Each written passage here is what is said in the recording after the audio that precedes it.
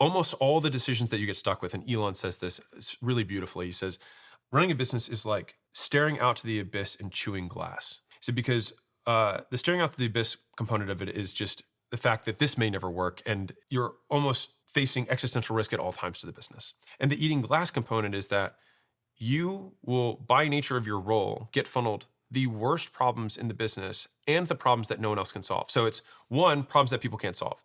Two, the worst ones, or that they don't want to solve and they suck. Yeah. And so you basically become a filter for the worst things. And that's why it feels like a fire every single day in the business, because you're the only one who can make the tough call, because no one else wants to choose between these two impossible choices. And you're like, why is it so hard? And the thing is that it literally never stops being hard. It's that the currency that you pay for in the hardness changes.